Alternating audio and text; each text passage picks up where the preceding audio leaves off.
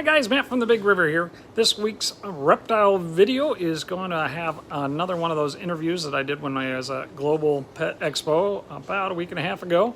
I was speaking with Adam at Awazi, and he was telling us all about a new terrarium that they're doing that I'm really excited about. Check out that video, but in between here is some of the Oase, I always say Oasa, it's actually Awazi product. These BioMaster thermal canister filters are probably some of our best-selling products by them. They have a couple different versions. We're actually out of a few of them here right now because they are so popular. They have integrated heaters with them. If you can see, it says BioMaster Thermal on that, and actually this one shows where the heater actually sticks out of the top. Two different versions. They got the BioMaster, and they also have the FiltoSmart, which are different size for different size tanks. Also got internal canister that is also has the integrated heater with it. Very neat setup they have for that as well. Last year they came out with their BioStyle, which is an integrated heater version of an over-the-back. They also have the one without the over-the-back. You get the idea. I'm a real fan of that integrated heater, and I am. While integrated heaters are great if you have a canister that'll take them, you also oftentimes don't have that, so they have a whole line of what they call their heat-ups, which are their heaters. Awazi is also very well known for their Biorbs, and we have those coming on the restock order that we have coming. Alrighty, now we're here with Awazi. This is Adam in... What's your title with Awazi? North American Category Manager. I always mispronounce the name. I call it Awazi. Awazi is good. Biorb's good. We're all, yeah. Yeah, they make some really fantastic products. You've heard me push their canisters, the ones with the nice integrated heaters. Well, I was walking by the booth and I was absolutely floored by what they had to show us today. Today we've got plug-and-play terrarium. Tell us all about it, Adam. Yeah, this is the new BioEarth.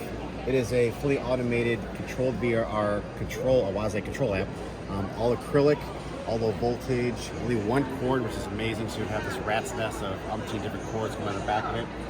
LED lighting, it takes care of the heating, the cooling, the fogging, the humidity control, the watering, you name it, it takes care of everything. Yeah, we're super excited about it. It's going to be more for the higher end reptile clientele, and also also for starters as well too, because the app does take care of the whole setup. You pick out your climates. It automates everything from there. You can customize, the rain, the lights, the humidity, but it's really simple plug and play. I'm super excited about it. Joking about it being dart frogs for dummies, because even somebody as techno unsavvy as me could actually make the thing do everything it's supposed to do. So I've been in the aquatic side for almost 2 decades. I've never really gotten into reptiles, but I now have one of these with 2 little dart frogs in it, and it's fantastic. It made my life a lot easier. So I was kind of scared of it, but now, yeah, almost like an avid expert now. So. There's a lot of other cool stuff at the booth. I'm going to hope to bring these in too, so be watching for these guys. That's an awesome terrarium with the same kind of tech in it.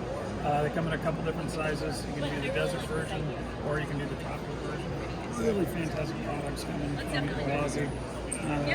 The BioOrbs have been out. Probably seen these. We're going to bring those in here shortly as well. I know I've actually got that one on order. Right now they have the color changing on it. But so now we actually see the full action here. So hey, look, our Biorb air is actually sensing relative humidity, and when it drops below that desired set point, it'll actually trigger the fogger, which will bring the humidity back up into where it actually needs to. So yeah, this is an arid setup. We do have one for tropical setup as well too. So when it actually needs it, not when I finally get around to remembering to water it, which would be fantastic for actually keeping it alive. Exactly. So, only one thing left is to beg you guys for a vendor shirt. You're going to hook me up, right? Yes, all I need is your size and we'll take care of you. Oh, we're large and we're here. We're waiting. You got it. Thanks so much, Adam. I appreciate it. Thank you. Hi guys, Matt from the Big River here. We've got an awesome box of reptiles in today. Some really cool stuff. Let's dig right in and see what is in the box. I kind of went nuts. I've been being cussed at all day, all week, because I got excited. I found some stuff that I've always wanted, and I'm going to bring it out of the box and show you guys. All right, first thing up out of the box. What is the coolest thing? It's all the coolest thing. Okay, let's start with this. This is an Emerald Tree Boa. Oh, look, really wants to get his picture taken. Emerald Tree Boas, if you've done my tour, are part of a pairing of Convergent Evolution. I love to talk about these guys in Convergent Evolution. We had an Emerald a green tree python. Emerald tree boas and green tree pythons fit the same niche, and we sold our python, so now we have a green tree boa. Notice this guy isn't green though, he's actually red,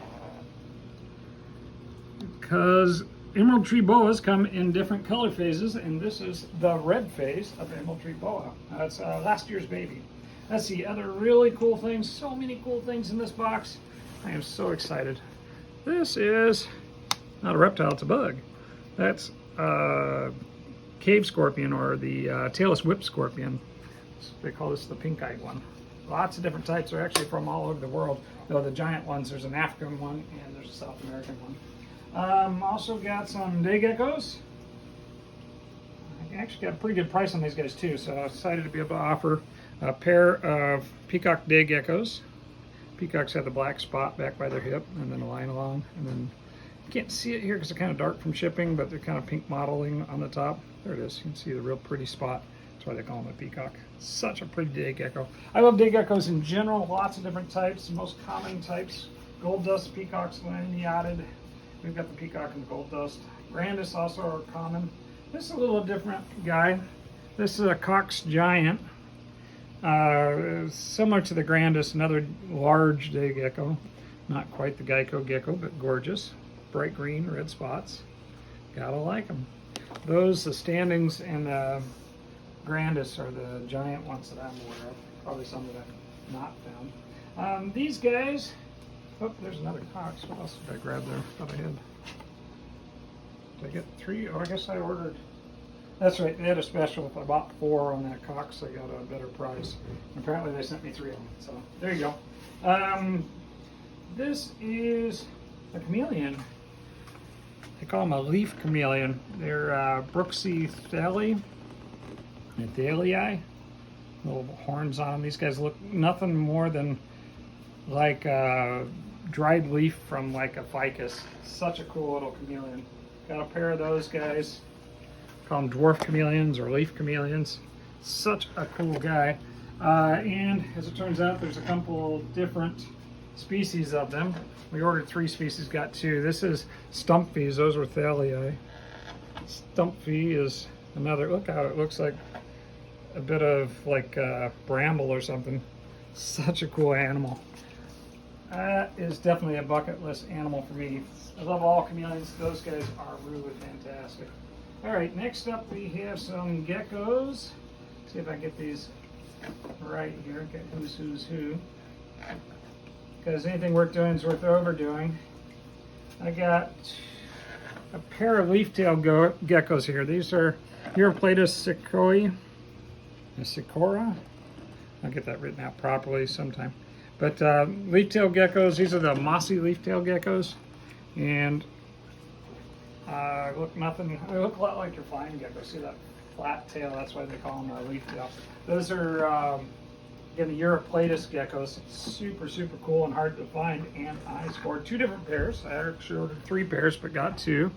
These are the Samedi, if I pronounce that right. These are the giant mossies. He looks really mossy there, doesn't he? I got a male-female pair of those guys as well. Super cool. Very similar to your New Caledonian geckos as far as how you keep them.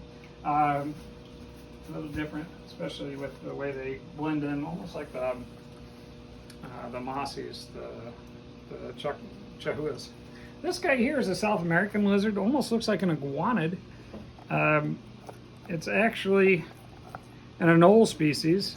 They kind of act a lot like the Cuban false chameleon. They do the slow walk thing, and they'll go from this bright green to a dull gray, depending on their background and their mood.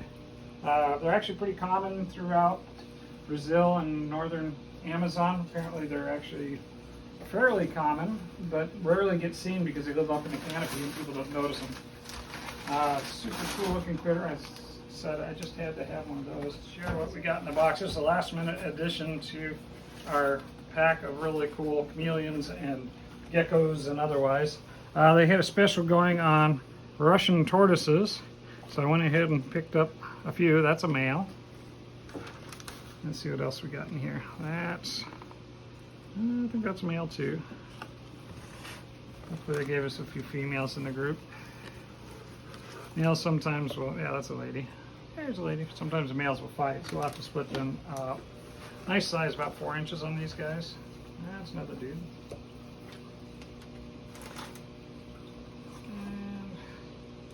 And that's a dude. And let's see who's in there. That's a lady. Looks like we got 4 boys and 2 girls, though I might have misguessed on some of those. Anyway, that's Russian tortoises for you, and that's today's order of reptiles.